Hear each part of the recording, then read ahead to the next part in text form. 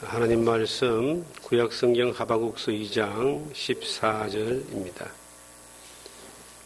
이는 물이 바다를 덮음같이 여호와의 영광을 인정하는 것이 세상에 가득함이니라.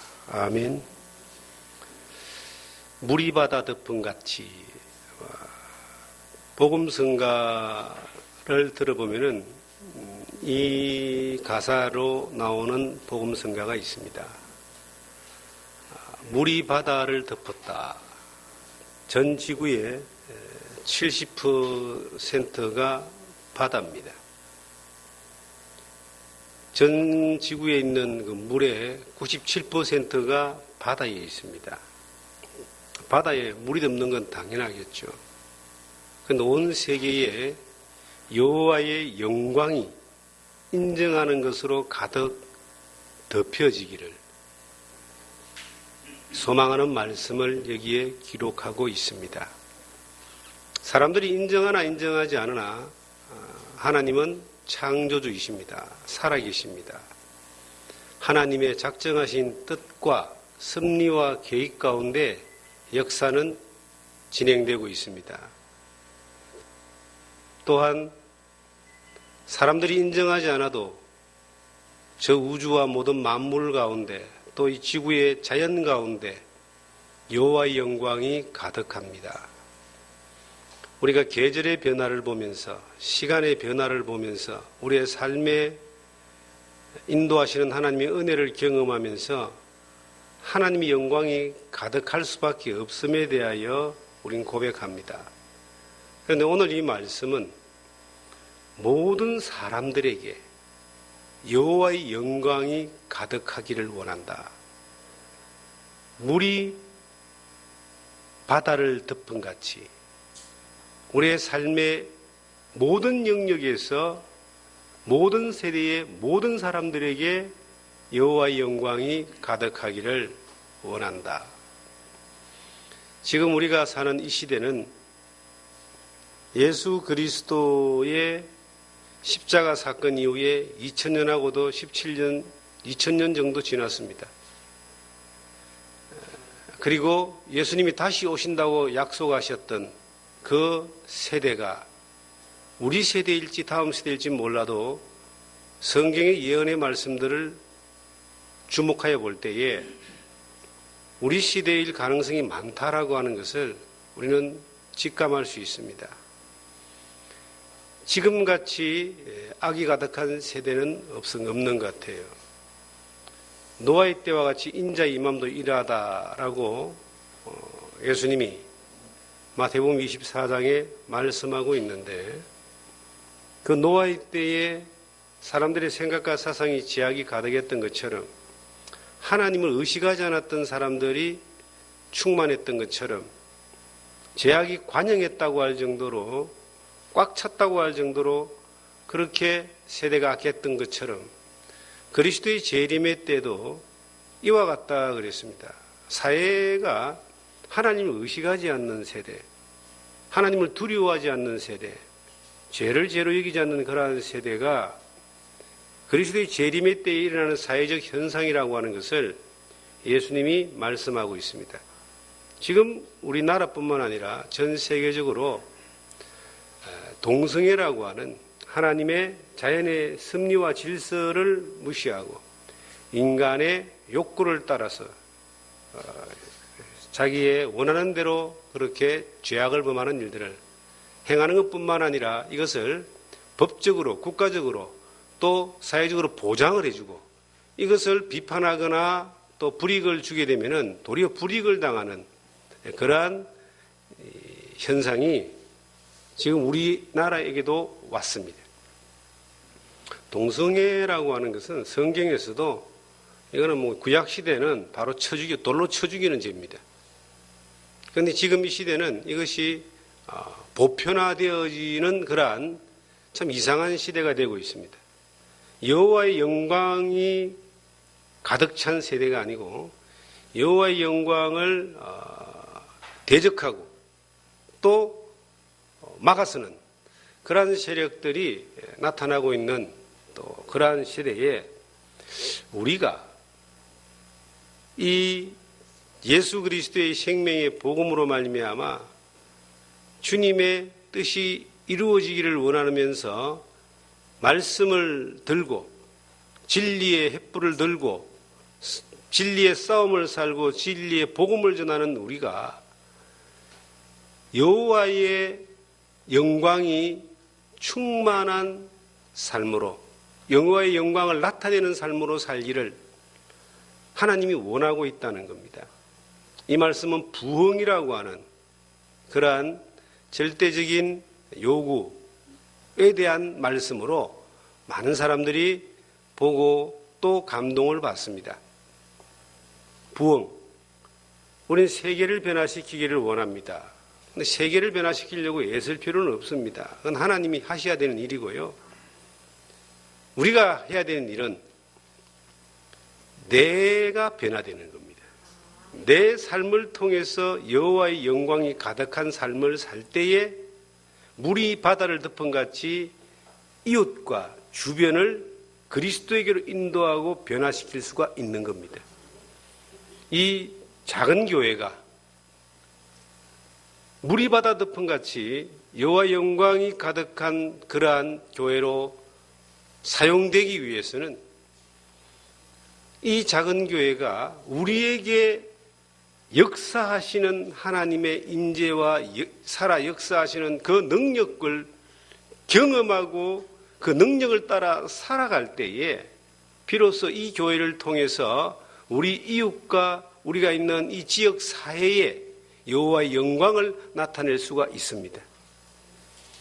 우리는 우리가 처해 있는 우리가 부흥되지 않고 우리가 하나님의 은혜 가운데서 충만하지 않으면서 우리의 어떤 막연한 바램과 기대와 또 멀리 있는 소망을 가지고 그렇게 되기를 바라고자 하는 그러한 마음을 가집니다. 이거는 마치 기초를 놓지 않고 1층과 2층과 3층을 지으려고 하는 어리석은 건축가와 같은 겁니다. 지혜로운 건축가는요, 기초부터 든든하게 짓는 겁니다. 집을 보면은 집이 이렇게 아파트도 그렇고 거미가 있는 집들이 있어요.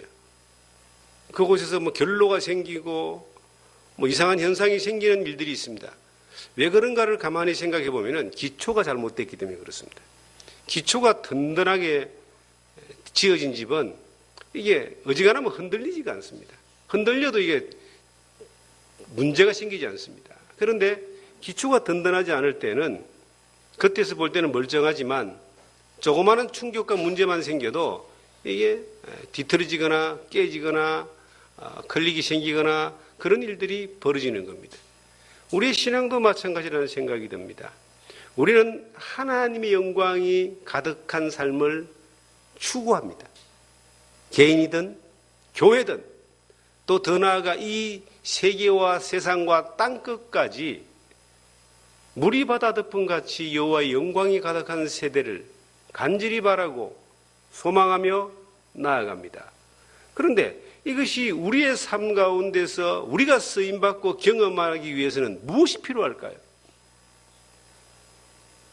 그 필요한 것은 내가 살아계신 하나님을 경험하고 사는 겁니다. 우리가 살아계신 하나님을 경험하고 살지 못할 때에는 우리를 통해서 여호와의 영광이 절대로 나타날 수가 없습니다.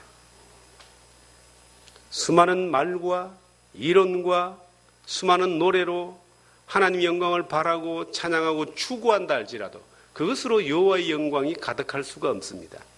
우리의 삶이, 교회의 삶이, 내 개인의 삶이 살아계신 하나님으로 말미암아 나타나는 역사를 경험하고 그 살아계신 하나님의 능력이 나를 붙들어 움직일 때에 비로소 그로 말미암아 여호와의 영광이 가득한 그러한 삶을 경험하게 되는 겁니다. 우리는 주일날 일에 모여서 예배를 드리지만 내일부터 또 삶의 현장에 돌아가서 가족과 직장 동료들과 수많은 비즈니스 관계 있는 사람들과 이웃들과 만나게 됩니다. 그들에게 여호와의 영광을 나타낼 수 있는 통로로 내가 보냄을 받았는데 어떻게 해야지만이 그 하나님의 영광이 물이 바다를 덮은 같이 그렇게 나타날 수 있겠습니까? 이것은 내 삶이 살아계신 역사하시는 하나님에게 붙들려 있을 때에 그 하나님으로 말미암아 능력을 경험하고 살 때에 자연스럽게 나타나는 겁니다. 우리가 자연스러움과 부자연스러움이 어디서 나타나겠습니까? 자연스러움이란 자기 몸에 배어 있는 겁니다. 습관이 배어 있는 겁니다. 우리가 기도합니다. 말씀을 묵상합니다. 하나님을 사랑합니다. 그런데 이것이 내 삶 가운데 습관으로 이것이 딱 배어 있으면은 이것은 자연스러움으로 나오는 거예요. 특별하게 내가 해야 되겠지 하고 애쓰지 않아도 자연스럽게 나의 모습이 나타나게 되어가 있습니다. 자연스럽게 나타나기 위해서 하나님의 영광이 가득한 모습으로 나타나기 위해서 내가 어떤 자연스러움으로 내 몸과 내 삶이 좋은 습관으로 되어져 있어야 되겠습니까? 살아계신 하나님을 인식하는 겁니다. 매 순간 24시간 주께서 시마다 때마다 너에게 평강을 주기를 원한다. 날마다도 아니고 시마다 때마다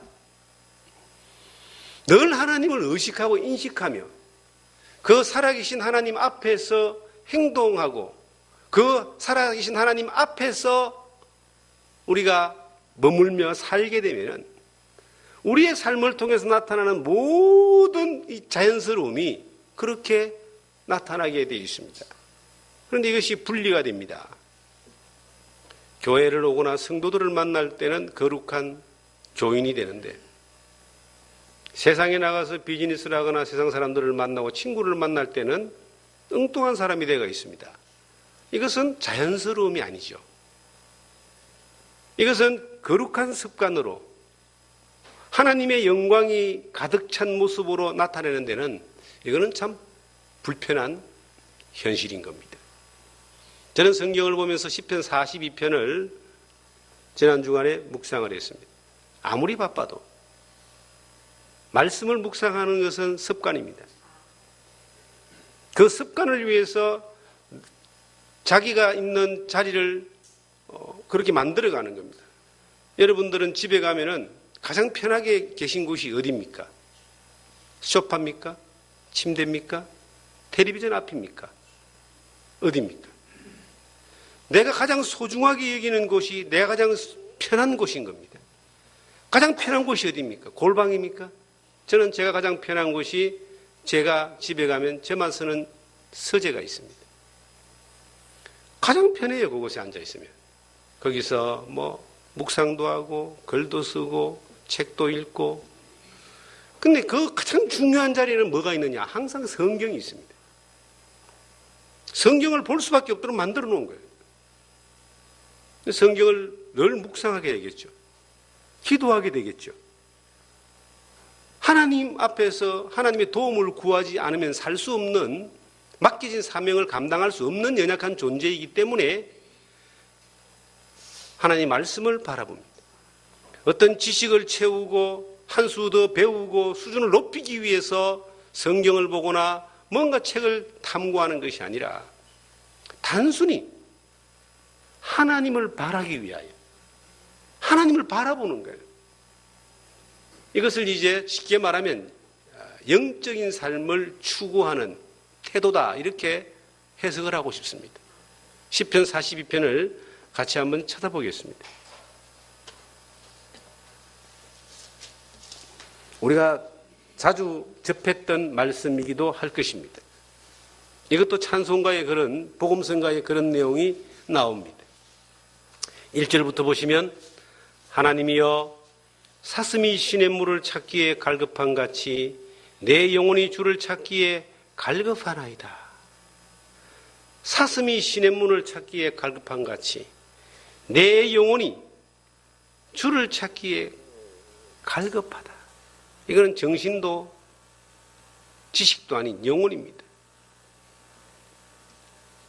나의 생명 대신 나에게 생명 주신 내 아버지 하나님, 나의 주님을 찾기에 갈급하다는 말은 하나님이 내게 부어주시는 은혜를 간절히 사모하는 마음입니다. 사슴이 목이 마르면 물을 찾지 않겠습니까? 배가 고프면 음식을 찾지 않겠습니까? 우리의 영혼이 하나님의 도우심이 없으면 한시도 살 수 없다는 것을 늘 인식하기 때문에 하나님을 바라보는 겁니다. 이것은 꼭 성경을 보거나 기도를 하는데 적용되는 것뿐만 아니라 내 삶의 24시간 온전히 적용되는 원리라고 하는 거예요. 일을 하면서 어떤 상황이 진행되면서 하나님의 도우심을 바랄 필요가 없는 사람이라면 그 사람을 통해서 하나님의 영광이 나타날 일이 없습니다. 그 사람을 통해서 그 사람의 영광이 나타나요. 그런데 하나님의 영광만 바라보는 거예요. 이 시편을 기록한 다윗이라는 이거는 고라의 자손이네요. 이 시편을 기록한 시편의 기자는 자기가 하나님의 도우심이 없으면 아무것도 할 수 없다라고 하는 것을 다 인정하면서 고백하는 겁니다. 우리가 어떤 일을 진행할 때요, 내가 많은 것을 가지고 진행하는 거하고 가진 것이 없지만 믿음으로 진행하는 거하고 차이가 납니다. 가지고 하면 든든합니다. 그런데 하나님의 도움을 받기는 좀 힘듭니다. 그런데 없이 시작합니다. 믿음으로. 그런데 불안합니다. 그런데 하나님의 도움을 받을 수 있습니다. 왜? 왜 그런 줄 아세요? 하나님이 살아계신 분이에요. 저는 지난 주간에 이런 일이 있었습니다. 천지를 나의 도움이 어디서 올꼬 천지를 지으신 여호와께로서다 하는 말씀이 있어요. 시편 121편에 보시면 그런 말씀이 있습니다. 그런데 늘 이제 새로운 환경 가운데서 새로운 이제 모습으로 살아가게 되는데 시골 동네로 이사를 갔잖아요. 한 2km 정도 반경 안에 한 동네로 묶여 있는데 전체 가구 수가 20가구는 안 되고 15가구 정도 이렇게 되는 것 같아요. 그리고 좀 외딴 곳이라 굉장히 어둡습니다. 칠흑 같은 어두움이 밤을 장식합니다. 하늘이 굉장히 높고 별빛이 초롱초롱합니다. 근데 어두워요. 그래서 그 어두운데도 가로등을 하나 딱 등을 내놓으면 오만 벌레들이 다 몰려와가지고 그것도 또 성가신 일입니다. 저희 아내하고 이사를 하고 지난 월요일날 이사를 했죠. 있으면서 이런 대화를 나눴습니다. 저 앞에쯤에 가로등이 하나 있으면 참 좋겠다. 그런 이야기를 나눴습니다. 가로등이 없는 건 아닙니다. 저희 집을 중심으로 해서 아래쪽에 한 300m 정도, 한 500m 내려가면은 가로등이 하나 있습니다. 위쪽에 한 100m 채 못 가서 또 가로등이 있습니다. 그런데 어두워서 저희 집하고는 전혀 상관이 없어요. 방향이 달라져가지고. 우리 집에서는 가로등이 보이지만 그 등이 우리에게 영향을 미쳐서 마당을 비치지 않습니다. 그래서 가로등이 하나 있으면 좋겠다. 참 어둡다. 어두우니까 또 좀 한 번도 시골에서 안 살아봐가지고 나름 일에 두려움도 있습니다. 그런데 그렇게 이야기를 하고 이제 금요일날 구역 예배를 마치고 집으로 들어갔는데 이상하게 안에 집안에 불이 켜는 것처럼 빛이 있는 거예요. 마당이 이렇게 환하게 느껴지는 겁니다. 도대체 누가 불을 켜놓고 나갔나 하고 얼른 들어가서 켜봤더니 불이 안 켜져 있어요. 그런데 바로 집에서 한 20m, 10m 정도 언덕 위에 우리 집을 향해서 가로등이 딱 설치가 되어 있는 거예요. 새로 설치가 된 겁니다. 그것도 LED로. 그러니까 모든 벌레들은 그쪽으로 다 가고요. 벌레가 없어진 거예요. 그리고 이 마당을 이렇게 은은하게 탁 비춰주는 겁니다. 그래서 제가 제 아내한테 제일 먼저 한 말이 하나님은 말만 해도 들어주시는 것 같다. 그냥 우연히 그렇게 됐다고 말할 수 있습니다. 도로공사에서 도로가 어두우니까 LED를 하나 설치했다라고 이야기할 수 있습니다. 그런데 그랬겠죠. 그런데 제가 느끼는 그 마음은 하나님 감사합니다.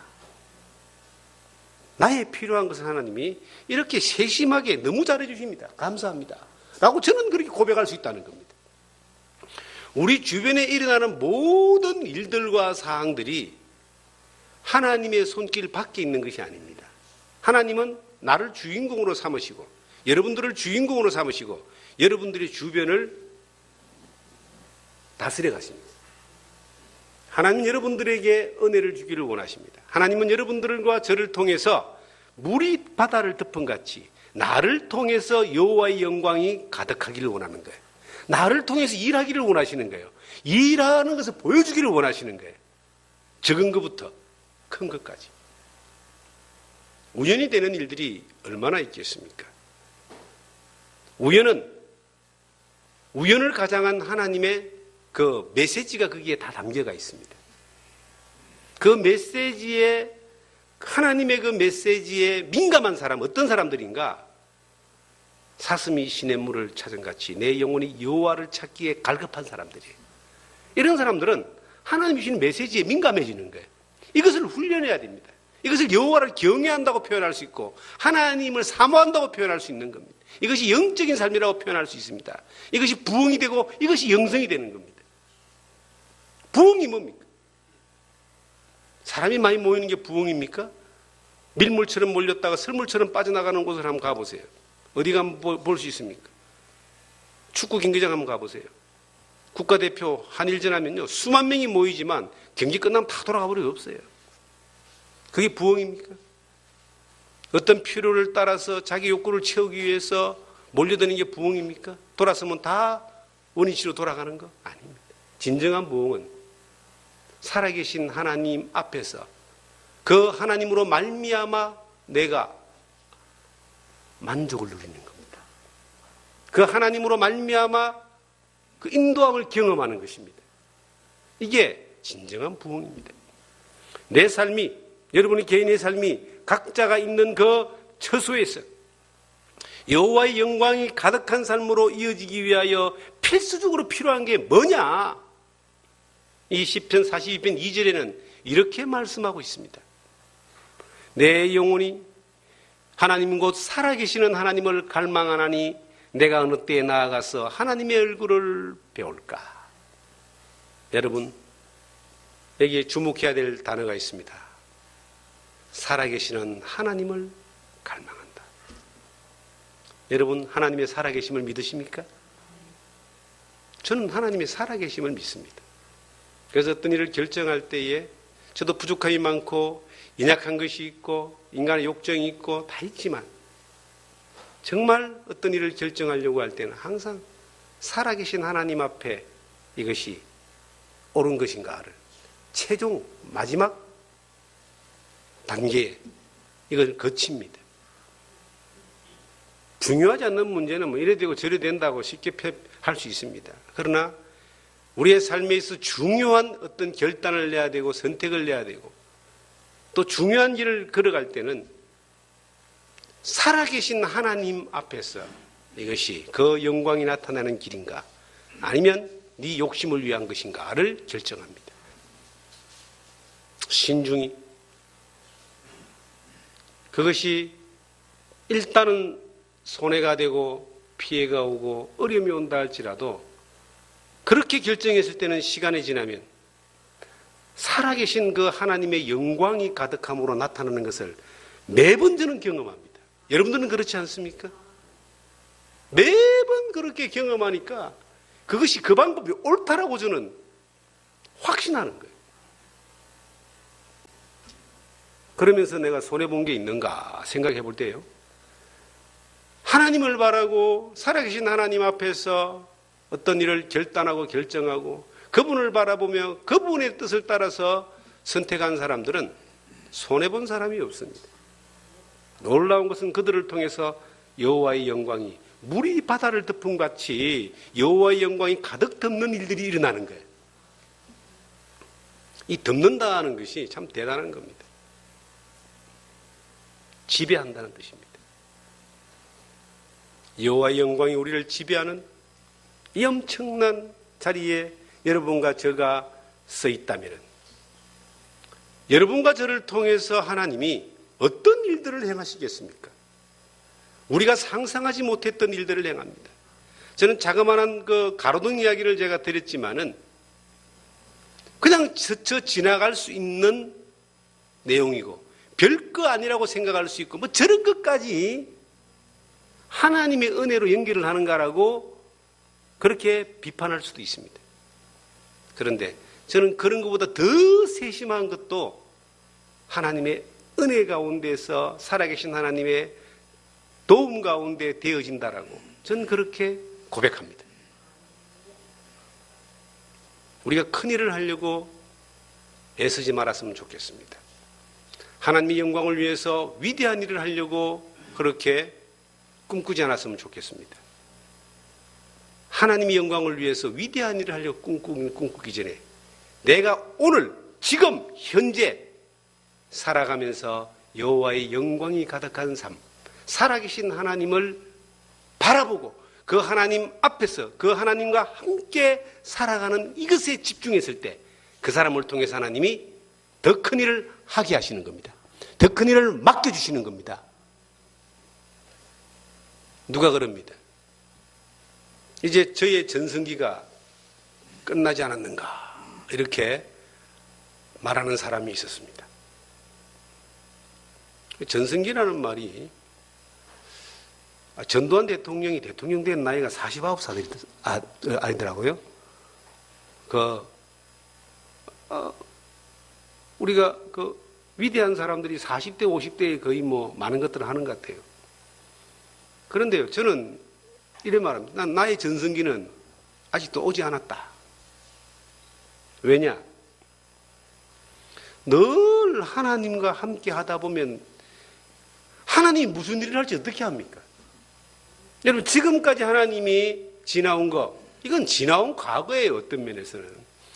여기 있는 성도님들이나 저나 모두 동일한 선상에서 지금 써 있는 겁니다. 과거? 지나온 겁니다. 하나님 앞에 쓰임받는 조건은 오늘 내가 살아계신 하나님을 갈망하며 오늘 살아계신 하나님의 영광이 충만한 것을 추구하고 그 자리에 있느냐. 이게 하나님 앞에 쓰임받는 조건이지 과거에 내가 뭘 했고 어쨌다. 과거의 이력, 과거에 어떤 내가 했던 모든 살았던 행적이 오늘 내가 하나님 앞에 여호와의 영광이 충만한 삶을 사는 데에 이것이 필요한 조건은 아닌 겁니다. 오늘 하나님의 영광이 충만한 데에 그러기에 드려지는 조건이 뭐냐면 오늘 내가 살아계신 하나님과 함께하는 거예요. 과거에 내가 하나님과 함께 했다 이 말이에요. 과거에 내가 위대한 일을 하고 과거에 많은 일을 하고 오늘 뭐 하시냐? 오늘은 하나님과 함께하는 일이 없어요. 죄송스럽게도 은퇴하신 목사님들, 장로님들 이렇게 보면은 한때 열정적으로 많은 일을 하신 분들이 계십니다. 그런데 은퇴하시고 난 이후에 이제 과거에 자기가 했던 많은 일들을 자랑하고 또 많은 이야기들을 할 때 참 듣기 좋습니다. 그런데 현재에 뭐하고 계시냐, 현재는 아무것도 안 하고 계셔요. 현재는 지금 텃밭이나 가꾸고 운동이나 다니고 은퇴했다고. 자, 목회자는 은퇴가 있을지 몰라도 하나님의 영광을 나타내는 성도의 삶은 은퇴가 없습니다. 언제까지? 주님 앞에 부름을 받을 때까지입니다. 은퇴라는 게 없어요, 신앙은. 여러분이나 저나 모든 사람이 오늘이라는 순간 동일한 선상에서 서 있습니다. 다만 살아계신 하나님을 갈망하며 그 하나님의 손길에 붙들려서 그 살아계신 하나님을 경험하고 사느냐 안 사느냐, 이건 엄청난 차이가 나는 겁니다. 하나님을 경험하고 살아보세요. 내 삶 자체가 부흥되어진다니까요. 여러분이 하는 일이 어렵습니까? 어렵지 않은 일이 어디 있습니까? 세상 살아가면서 태어나가지고 살면서 다 어려운 거예요. 공부하는 애는 공부하는 게 어렵습니다. 그런데 세상에 나가서 돈 벌고 직장생활 해보면요, 공부할 때가 제일 편하다 그래요. 그런데 공부하는 애는 빨리 졸업하고 직장생활 하고 싶어요. 그게 더 편하다고 생각합니다. 누구나 자기가 겪는 일들이 가장 힘들다고 생각합니다. 몸이 조금 아픈 사람은 왜 내만 이렇게 아플까라고 생각하고, 상황이 어렵고 힘든 사람은 왜 그럴까라고, 모든 사람이 그렇게 힘든 거예요. 돈이 좀 많은 사람은 편할까 했는데요, 돈 많은 사람은 더 힘들어요. 그 돈을 지켜야 되고요, 더 많이 벌어야 되고요, 직원들 먹여 살려야 되고요, 그리고 혹시 망하지 않을까 늘 걱정하고요, 세금 줘서 세무조사 나오지 않을까 하고 고민하고, 세금 좀 덜 내려고 늘 머리 짜내고, 그런 사람들 옆에서 많이 봤습니다. 적당하게 또 사는 사람들은 또 뭐 그런 대로 힘들지 않겠습니까? 다 힘들어요. 저는 우리 교회 성도님들을 볼 때요, 정말 다 힘들게 사시는 것 같아요. 경제적으로 조금 낫고 덜하고 그 차이는 있지만은, 일주일 내에 힘들게 일하는 그 모습들을 보면요, 참 힘들게 사시는구나. 그런데 모든 사람이 힘든 거예요. 근데 모든 사람이 힘든데 그 사람을 통해서 여호와의 영광이 나타나는 사람이 있다니까요. 우리는 어떤 사람이 되야 되는가? 나를 통해서 여호와의 영광이 나타나는 사람이 좀 되죠. 그게 어렵습니까? 저는 어렵지 않다라고 말씀을 드리고 싶습니다. 살아계신 하나님 앞에 사는 겁니다. 우리가 식사를 할 때 기도하지 않습니까? 밥 먹을 때 우리 기도하고 밥 먹죠. 물론 이 음식을 주신 하나님 앞에 기도하는 겁니다. 그런데 정말 중요한 것은요, 그 진심으로 기도하는 그 자세가 하나님 살아계심 앞에 감사하다는 거예요. 단순히 밥이 감사한 것이 아니라 하나님 앞에 감사한 거예요. 하나님을 의식하는 거예요. 부모가 자식들에게 기도하는 모습을 자주 보여줄 필요가 있습니다. 특히 어린아이와 청소년기를 지나가는 아이들을 키우는 분들, 아이를 키우는데 가장 최고의 비결이 뭔가? 아이를 위해서 기도하는 겁니다. 부모가 기도하는 모습을 보여주는 거예요. 내가 하나님의 영광에 충만한 모습을 보여주는 것이 자녀를 양육하는 데에 최고의 비결입니다. 그렇게 그것을 보면서 자라는 아이는요, 수많은 풍파를 겪으면서 수많은 이 세상의 도전과 갈등과 고민 가운데 지나오면서도 하나님을 의식하고 인식하는 사람으로 믿음 안에서 자라가는 거예요. 그게 몸에 딱 배이는 겁니다. 언젠가 또 살면서 그렇게 그 믿음 안에서 받은 영양분을, 자양분을 가지고 또 믿음 안에서 사는 사람으로 자라가는 겁니다. 우리가 살면서 여러 이 무한 경쟁 시대에 살게 되는데 최고의 경쟁력이 뭘까요? 빽 있는 사람 붙드는 겁니까? 힘 있는 사람한테 줄타는 겁니까? 부모 유산 많이 받는 겁니까? 저는 최고의 경쟁력은요, 제가 하나 가르쳐 드리겠습니다. 성경을 보면서 제가 살아가는 삶 가운데 경험했던 최고의 경쟁력은 뭐냐면은 하나님이 나와 함께 하시는 겁니다. 이게 내 마음 가운데 딱 믿어져요. 여러분 마음 가운데 믿어져요. 모든 일에 능치 못한 일이 없는 능력을 경험합니다. 하나님이 함께함이 최고의 경쟁력이다. 이것을 성도님들에게 또 다른 사람들에게 참 알려주고 싶어요. 제가 있는 그곳에 이사를 딱 갔더니 15가구 정도가 있는데 그 가운데 놀라지 마십시오. 한 집은 굿당입니다. 장군당이래. 그것도 꼭대기에 아주 경치 좋은 데 있더라고요. 근데 그 한 집뿐인 줄 알았는데 인사를 쭉 가보니까 또 한 이쪽 산 모퉁이에는 이름은 없는 이제 법사가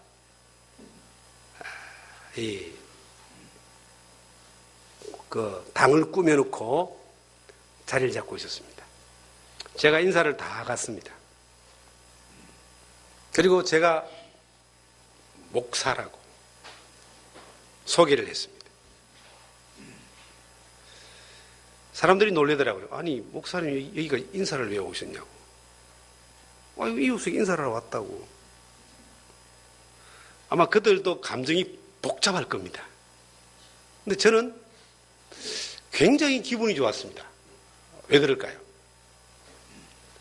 내가 믿는 하나님은 천지를 지으신 하나님이잖아요.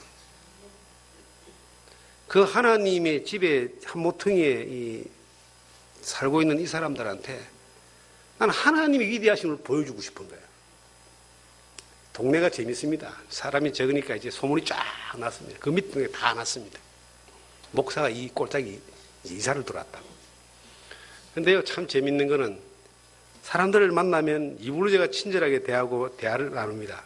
그러면요, 만나는 사람마다 이 동네의 영광이래요. 목사님이 이사를 다 오시고.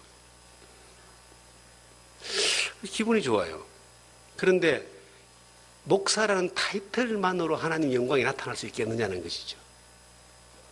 이것이 하나님 영광이 나타나고 이 사람들에게 그리스도를 전하는 그 복음을 전하는 통로로 사용되려면은 저는 가장 확실한 것은 그들에게 뭘 갖다 주고 선물하고 인사하고 이것보다 더 중요한 게 있다고 봐요. 하나님의 영광이 나를 통해서 이 예수를 믿는 사람을 통해서 나타나는 것을 저들로 하여금 보게 하는 것만큼 확실한 전도는 없습니다. 하나님의 영광이 나를 통해서 나타난다면 하나님의 영광이 물이 바다를 덮은 같이 물이 바다를 덮어버리면요 피할 데가 없잖아요. 모든 사람이 다 알 수 있도록 나타나게 한다면 우리가 그토록 전하고자 하는 예수 그리스도의 생명의 복음을 전하는 일들이 나타나지 않겠습니까? 새로운 도전을 이제 해봅니다. 그리고 기대해봅니다. 저는 여러분들을 통해서도 늘 기대합니다. 우리 성도님들을 통해서 기대하는 것은 하나님의 영광이 나타나는 사람들로 세워지리라고 저는 믿습니다. 신앙생활하면서 일시적으로 내가 뭔가를 받고 누리는 것보다 더 중요한 것은 나 자신 각자가 하나님의 영광을 경험하는 사람으로 살게 하는 겁니다. 아무리 열악한 환경에 갔다 할지라도, 아무리 어려운 자리에 있다 할지라도, 아무리 절망적인 상황에 있다 할지라도 살아계신 그 하나님이 나를 눈동자처럼 지켜주시고 권능의 팔로 움직이셔서 나를 통해서 영광 받기를 원하신다는 사실을 믿는다면 그 자리에서 놀라운 일이 벌어집니다. 그럴 수 있도록 하나님은 우리를 이끌어 가십니다. 그렇게 사라지는 여러분과 제가 되기를 간절히 바랍니다. 사람들은 그럽니다. 야, 네가 믿는 하나님이 어디 있냐 이렇게 조롱할 수도 있습니다. 지금 내 주변에 그런 사람들이 있을 수가 있어요. 정탐하고 뒤에서 어떤 여러 가지 생각들을 하면서 또 여러 가지 아무리 내가 선을 베풀고 아무리 하나님 영광을 나타내는 삶을 살기 위하여 그 방법으로 산다 할지라도 또 그렇지 못한 사람들은 적대적인 마음을 가지거나 비난하거나 그럴 수도 있다는 것이죠. 그럴 때에 우리는 어떤 태도를 취해야 되는가? 3절에 그렇게 기록하고 있더라고요. 읽은 김에 3절을 보겠습니다. 사람들이 종일 내게 하는 말이 네 하나님이 어디 있느냐 하오니 내 눈물이 주야로 내 음식이 되었도다. 네 하나님이 어디 있느냐? 네가 그렇게 하나님 영광을 위해 산다고 하나님 살아계시다고 이야기하는데 네 하나님이 어디 있느냐? 그렇게 할 때 내 눈물이 주야로 내 음식이 되었다. 저는 이런 도전을 예수를 믿고 난 이후에 37년 됐는데 지금도 받습니다. 네 하나님이 어디 있느냐? 네가 믿는 하나님이 너에게 뭐 해줬냐?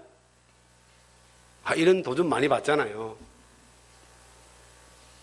예수 안 믿는 가족들이, 친척들이 친구들이, 동료들이 네가 하나님 믿는데 네 하나님 이럴 때 어디 갔냐라고 대드는 거예요. 저는 이런 도전을 참 많이 받았습니다.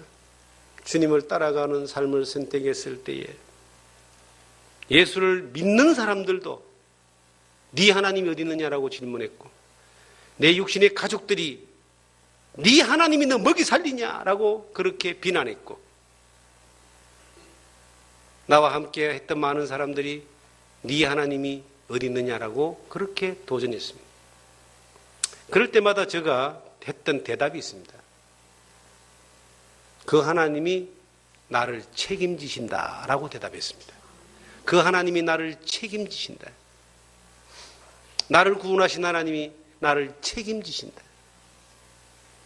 참 그 말 자주 했습니다.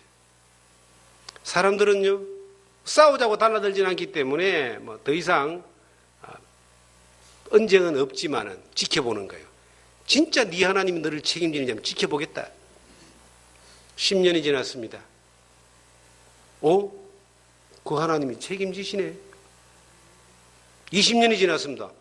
와, 정말 그 하나님이 책임지시네. 그 하나님이 책임진다고 고백한 사람들은 다 전도가 되더라고요. 지금은요, 그렇게 비난하거나 도전했던 사람들이 도전하고 비난하지 않습니다. 하나님의 여호와의 영광을 아는 영광이 물이 바다 덮음까지 덮어버리는 거예요. 지금 새로운 환경 가운데서 새로운 사람들을 만납니다. 우리가 새로운 환경 가운데 새로운 사람을 만난다는 것은 대단한 도전입니다. 그리고 그 도전을 통해서 하나님의 일하심을 바라볼 수 있는 하나의 과정이 될 것입니다. 새로운 사람들을 만날 때 그들은 하나같이 자기들의 생각을 가지고 또 자기들의 어떤 이득을 위해서 만나거나 그런 관계를 맺을 겁니다. 그런데 그들을 만날 때의 우리의 태도는 뭐냐? 그들이 네 하나님이 어디 있냐? 정말 하나님이 살아계세요? 라는 질문들을 받을 때 내가 대답할 준비가 되어 있고 살아가는 삶 가운데서 하나님의 살아계심을 증거할 수 있는 삶의 모습이 되어진다면 그곳에서 그 주변에서부터 놀라운 하나님의 영광이 역사하는 것들을 우리는 경험하게 될 것입니다. 여러분들이 지금 가고자 하는 길과 처해 있는 길은 대단히 중요한 곳입니다. 어쩌다가 우연히 그렇게 여러분이 있는 자리에 지금 계신 것이 아니라 하나님의 특별한 섭리와 인도하심이 있었기 때문에 지금 여러분들은 여러분들의 자리에 있는 것입니다. 그러면 그 자리에서 살아계신 하나님을 좀 더 갈망하고 인식하고 그 하나님 앞에 행동하는 삶을 자연스럽게 나아올 때에 하나님의 영광은 여러분들을 통해서 나타날 수밖에 없습니다. 우리를 통해서 하나님이 영광 받기를 원하십니다. 우리를 통해서 하나님이 일하기를 원하십니다. 우리를 통해서 하나님이 살아계심을 증거하기를 원하십니다. 수많은 세대의 많은 사람들이 하나님에 대하여 오해한 것은 뭐냐면은 하나님을 알았지만 하나님이 살아계신 것을 몰랐다는 겁니다. 저는 지금 이 시대에도 많은 사람들이 하나님에 대하여는 알지만 그 하나님이 살아계시다는 것에 대하여 잘 모르고 있다. 인식하지 못하고 있다. 그렇기 때문에 개인적으로는 담대함과 확실한 걸음을 걸어가지 못하는 것뿐만 아니라 그 사람들을 통해서 하나님의 영광이 나타나지 않습니다. 호세아서 6장 6절에 보시면 우리가 힘써 여호와를 알자 그랬습니다. 이스라엘 민족이 하나님을 몰라서 호세아가 힘써 여호와를 알자라고 그렇게 외쳤겠습니까? 하나님을 알지만 그 하나님이 살아계심에 대하여 두려워하며 그 하나님 앞에서 하나님 보시기에 합당한 모습으로 우리가 살자. 이것이 힘써 여호와를 알자라고 하는 그 단어 안에 함축되어져 들어가 있습니다. 베드로의 신앙 고백 가운데 주는 그리스도시요 살아계신 하나님의 아들이십니다. 살아계신 하나님의 아들. 우리 하나님이, 내 아버지가 성경 글자 안에만 있고 우리의 의식 가운데 어디 한 구퉁이에 있는 것이 아니라 우리의 삶 전체를 지배하고 우리 인생 전체를 책임지시며 우리의 삶의 모든 환경 가운데 살아 역사하셔서 우리를 통해서 영광받기를 원한다는 것을 우리가 알기를 하나님이 원하십니다. 그렇게 살아질 때에 우리가 어떤 환경에 처해 있어도 어떤 곳에 보냄을 받아도 어떤 곳에 서 있어도 그 사람을 통해서 여호와의 영광이 나타나게 되어 있습니다. 위대한 일은 내가 하는 게 아니에요. 하나님이 하시는 거지. 우리는 어떤 일만 하면 되는가? 살아계신 하나님 앞에서 여호와의 영광이 나타나는 일만 하면은 하나님이 필요하시면 위대한 놀라운 일도 하게 하시고요. 하나님이 필요하시면은 모세를 통해서 홍해를 가는 것처럼 나를 통해서도 여러분을 통해서도 그렇게 할 수 있다니까요. 하나님이 하신 거잖아요, 그게. 그 하나님의 하시는 것을 좀 많이 경험하면서 충만하게 사는 여러분과 제가 돼야 될 줄 압니다. 여러분 가정에서 자녀를 양육하면서 가정 경제를 이렇게 가계부를 쓰면서 앞으로 살아가는 삶을 이렇게 생각하면서 거기에 항상 제일 앞에 하나를 딱 넣으면 여러분들은 실패하지 않습니다. 하나님이 살아계심을 넣으십시오. 그러면 실패하지 않습니다. 망하지 않습니다. 손해보지 않습니다. 그것만 빠져버리면요, 그 자체가 망한 거예요. 인생의 최대의 망한 게 뭐냐? 하나님 없이도 잘 되는 사람이 제일 망한 사람입니다. 하나님 없이 사는 사람이 제일 불쌍한 사람이에요. 그런데 하나님의 살아계신 그 하나님 앞에서 그 하나님의 도우심과 인도하심을 늘 바라보면서 경험하면서 그 역사의 모든 순간순간마다 이것을 누리면서 오늘도 살고 있다면 오늘 하나님의 영광은 여러분들을 통해서 나타나게 되어 있습니다.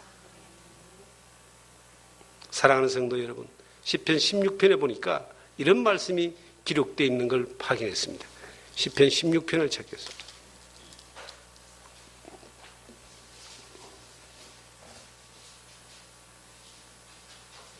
시편 16편을 보시면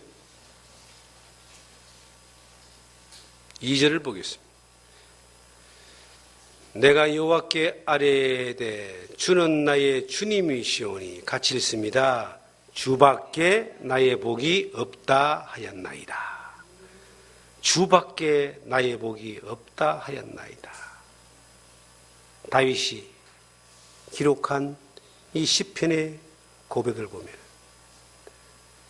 주는 나의 주님이시오니 주밖에 나의 복이 없다 하였나이다. 주님이 함께 있는 것이 제일 큰 복이다. 주밖에는 나의 복이 없다. 저희가 이사할 때 비가 왔습니다. 비가 와도 이사하고 즐겁게 했습니다. 이사집 센터가 다 해주니까. 어떤 분이 전화가 왔습니다. 우리 이제 토목을 공사해줄 장로님이 이제 일을 하기 위해서 들어와야 되는데 비가 오니까 이제 스탠바이를 하고 있는데 못 오는 거예요. 계속 오늘도 비가 오잖아요.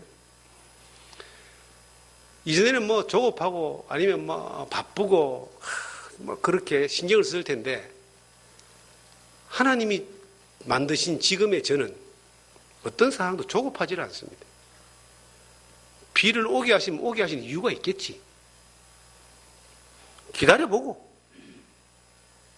또 하나님의 주시고자 하는 게 뭔지 살아가는 삶 가운데서 늘 해석을 그렇게 하게 되는 거예요. 근데 이제 전화가 왔어요. 목사님 축하드립니다 그래요. 왜요? 이사할 때 비 오면요 세상 사람들은 말하기를 복을 많이 받는데요 그러는 거예요. 진짜 그런 말 있는지 모르겠어요. 제가 그런 이야기를 했습니다. 이 말씀이 딱 생각나더라고요. 주밖에 나의 복이 없다. 하나님이 나의 복이니까 나는 엎어지나 매치나 뒤로 넘어져도 항상 복을 주십니다. 저는 그렇게 고백을 했습니다. 그런데 그게 저에게만 있는 복일까요? 여러분에게도 있는 복일까요? 살아계신 하나님 앞에 여러분들이 머물러 있다면 이 복은 여러분들도 받는 겁니다. 주밖에 나의 복이 없다. 주님이 나의 복이다. 내가 앞이 잘 안 보이는 삶을 사는 사람들이 있어요. 살면서 앞이 안 보인다 그래. 왜 앞이 안 보이고 절망만 있고 한숨만 있고 그렇게 인생이 괴롭습니까? 딱 한 가지가 없어서 그래요. 주님이 없어서 그런 겁니다. 주님 주시는 그 복이 없어서 그런 거예요. 이 성경에 보니까 주밖에 나의 복이 없다였나이다. 제가 그 전화를 받으면서 이 말씀이 생각난 거예요. 주님이 나의 복인데 비가 오면 어떻고 안 오면 어떻고 뭔 상관이냐 말이에요. 비가 와도 복이고 안 와도 복이고 넘어져도 복이고 서 있어도 복이고 어려워도 복이고 형통해도 복이고 주님이 복인데 살아계신 하나님이 나의 복인데 그 하나님 앞에 행동하면은 어떤 환경으로도 내가 지나가는 그 걸음이 물이 바다 덮음같이 여호와의 영광이 나타나는 모습으로 갈 수 있는 겁니다. 우리는 이 학교 교육이 공부를 잘 해가지고 등수의 윗자리에 올라가서 그리고 시험을 잘 쳐서 경쟁하여 성공하는 것이 인생을 성공하는 것으로 그렇게 가르쳤습니다. 우리나라 교육이 지금은 이제 그렇지 않죠. 저마다 타고난 소질, 각자가 다 똑같을 수 없다. 공부는 못해도 그림을 잘 그리는 사람이 있고 수학은 못해도 영어를 잘하는 사람이 있고 이제 뭐 핀란드나 이런 데는 그렇게 자기가 잘할 수 있는 것을 끄집어내어서 일하게 하잖아요. 근데 이런 나라들이 선진국이라 그러는데요.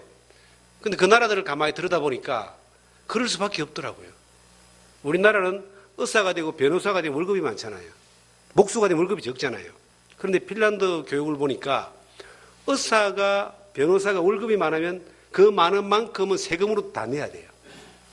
그런데 목수나 미장하는 사람들은 월급이 적잖아요. 국가에서 필요한 그만큼의 월급을 또 채워줘요. 그러니까 소득의 차이가 없으니까 각자가 잘할 수 있는 것을 찾아가는 거예요. 굉장히 부러운 그런 교육 제도더라고요. 한번 봤는데. 우리나라의 교육도 저는 그렇게 봐요. 자기가 잘할 수 있는 것이 있다. 만약에 천국 가는 것이 믿음이 조건이 아니고 뭐 공부를 잘해서 간다든지 돈이 많아야 간다든지 인물이 좋아서 간다 그러면 저는 못 갔겠죠.